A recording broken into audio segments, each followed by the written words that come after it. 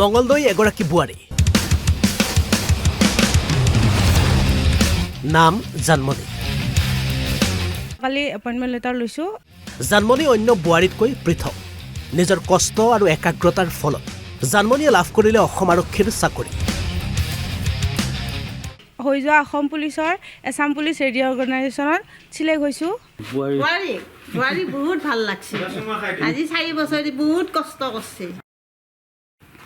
ঘৰৰ কাম কৰি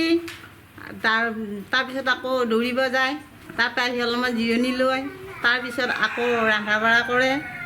সেইখিনি কষ্ট পূৰা হৈছে সেইখিনি কষ্ট কৰা এতিয়া যি ফলটো হৈছে এইটো কাৰণে বহুত ধন্যবাদ কিন্তু জানমণিৰ এই যাত্ৰা ইমান সহজো নাছিল হয় সমাজৰ একাংশ বোৱাৰীয়ে ফেচবুক ইনষ্টাগ্ৰামত ব্যস্ত হৈ থকাৰ সময়ত জানমণি ব্যস্ত হৈছিল কঠোৰ অনুশীলনত বেজাৰাৰ পৰা দৈনিক 12 কিলোমিটাৰ চাইকেল চলাই গৈ চপাই খেলপথাৰত কৰিছিল অনুশীলন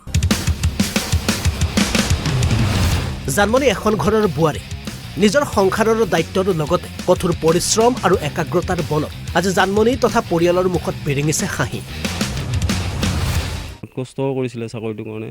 3-4 বছৰ ঘৰৰ পৰা আপ ডাউন কৰি পেলাই এনেকৈ যাব লাগে ঘৰতো বহুত কাম থাকে তাৰ মাজতো মোক ভাত পানী মই ৰাতিপুৱা 7টামান বজাতে মই ফ্লিপকাৰ্টত কাম কৰোঁ 7টামান বজাতে মই অফিচত যাব লাগে মোক তাৰ পৰা দৌৰি আহি কিনে চপাই ফিল্ডৰ পৰা চাইকেললৈ দৌৰি আহি মোক 7টা বজাত ভাত পানী বনাই আকৌ মোক ৰেডি কৰি পঠাব লাগে তাৰপিছতো যে মানে চাকৰিটো পালে জানমণিৰ মুখেৰে শুনক জানমণিৰ সফলতাৰ কাহিনী নমস্কাৰ মোৰ নাম শ্ৰী জানমণি বৰা মোৰ ঘৰ 2 নম্বৰ বেজপাৰ মঙলদৈ আৰু মোৰ মাৰ ঘৰ ঔতলাত মই হৈ যোৱা অসম পুলিচৰ এছাম পুলিচ ৰেডিঅ' অৰ্গেনাইজেশ্যনত চিলেক্ট হৈছোঁ এই জাৰ্ণিটো মোৰ কাৰণে বহুত কষ্ট কৰে বুলি ক'ব পাৰোঁ কিয়নো এগৰাকী বোৱাৰী হৈ ৰাতিপুৱা ভাটিবেলা চাইকেল মাৰি যোৱাটো ইমান সহজ নহয় এখন ঘৰত দায়িত্বও থাকে তাৰোপৰি এই জাৰ্ণিটোত মোৰ ভাইটি ভণ্টি বন্ধু বান্ধৱী সকলোৱে মোক সহায় কৰিছে লগতে মোৰ মা দেউতা মোৰ হাজবেণ্ড আৰু মোৰ শাহুৰ দেউতাৰ শাহুমাই বহুত মোক লৈ গৌৰৱ অনুভৱ কৰিছে কাৰণ মোক তেওঁলোকে দেখিয়া আছে যে দিন ৰাতি মই কেনেকৈ কষ্ট কৰিছোঁ মই এই প্ৰেক্টিছটো চপাই ফিল্ডত কৰিছোঁ ৰাতিপুৱা 4টা বজাতে উঠিব গৈছিলোঁ দৌৰিব আৰু কেতিয়াবা আবেলিও যাওঁ বেছিভাগ মানে পুৱা ৰাতিপুৱা যোৱা যায় আৰু মই এই মানে প্ৰেক্টিছলৈ গ'লে ইয়াৰ পৰা চপাই ফিল্ডলৈ চাইকেল লৈ যাওঁ 12 কিলোমিটাৰ হয় অহা যোৱাৰ হয় আমাৰ ঘৰত ময়ে প্ৰথম চাকৰি পাবলৈ সক্ষম হৈছোঁ আৰু হয় মাৰ ঘৰতো ময়ে প্ৰথম আৰু স্বামী ঘৰৰ পৰাও ময়ে প্ৰথম মোৰ স্বামীয়ে ফ্লিপকাৰ্টত কাম কৰে ডেলিভাৰী বয় কালি এপইণ্টমেণ্ট লেটাৰ লৈছোঁ সেই দিনটো মোৰ বাবে বহুতেই বিশেষ কাৰণ ইমান দিনৰ কষ্টৰ মূৰত মই এইখিনি পাবলৈ সক্ষম হৈছোঁ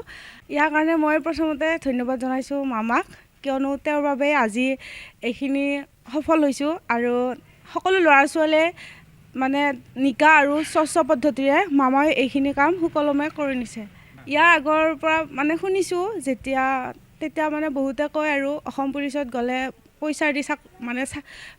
দি চাকৰি ল'ব লাগে কিন্তু এতিয়া মামাৰ দিনত 1 টকাও নোলোৱাকৈ আমি এই চাকৰি পাবলৈ সক্ষম হৈছোঁ মই এই চাকৰিটোৰ বাবে যোৱা 4 বছৰৰ পৰা মই মানে কষ্ট কৰি আছোঁ আজি 4 বছৰৰ মূৰত মই 2025 চনত সফল হৈছোঁ তাৰ আগৰ পৰা মই 2017 চনৰ পৰাই ইণ্ডিয়ান অইল ITBP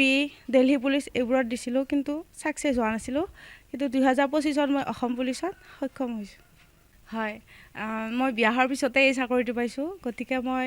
এখন ঘৰো চাব লাগিব আৰু চাকৰিটো চলাব লাগিব আৰু ঘৰখনো বিশেষকৈ চাব লাগিব এতিয়া মানে মোৰ দায়িত্বটো বাঢ়িছে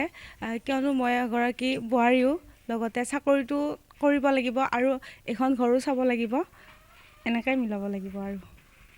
এপইণ্টমেণ্ট লেটাৰ দিনা মানে বহুতেই সুখী অনুভৱ কৰিছোঁ কিয়নো ইমান বছৰেদি যিহেতু মই কষ্ট কৰি আছোঁ লগতে মোৰ মা দেউতাও এইখিনি লৈ মানে গৌৰৱ অনুভৱ কৰিছে কিয়নো এই দিনটো আগতে মই মোবাইল বা এনেকুৱা বেলেগ প্ৰাৰ্থীক এপইণ্টমেণ্ট লোৱা দেখিছিলোঁ মোবাইলত কিন্তু এদিন ময়ো নিজে যাম বুলি ভাবিছিলোঁ কিন্তু আজি মই সেইখিনি মানে সক্ষম হৈছোঁ আৰু মঙলদৈৰ পৰা গৌতম চহৰীয়া অসম লাইভ 24